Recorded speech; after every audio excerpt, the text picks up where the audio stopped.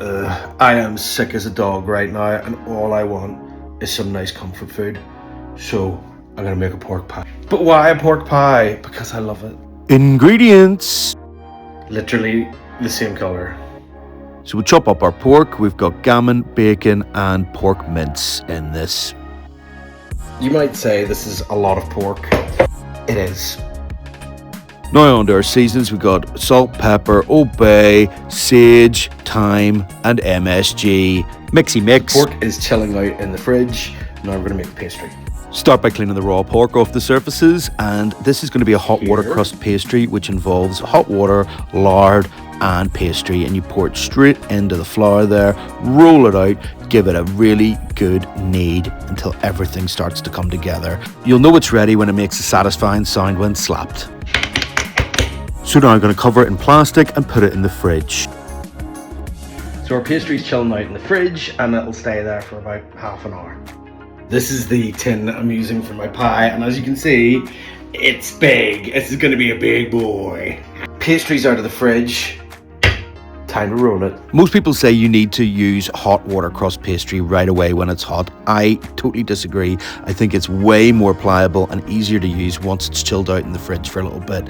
But you want to roll this out till it's about just under a centimetre thick, and then we put it into our mould and press it in with our fingers. Then add our pork, and then our lid. And as you can see here how pliable and easy to use it is. So we're just going to crimp the edges and put a little steam hole in, and then an egg wash. Okay, I wasn't really planning what to do with the decoration, but oh my god.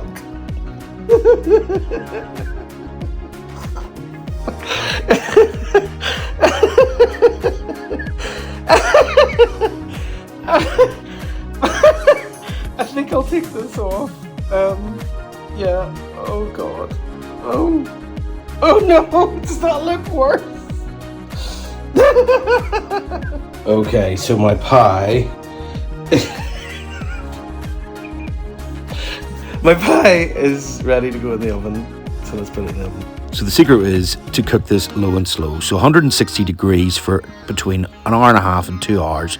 And afterwards we get this. Now we splash egg wash back in the oven. Well, it's day 2 of Pies in Your Eyes, so here she is. Let's put some jelly in it. There's a few things that define a pork pie, and one of them is the jelly.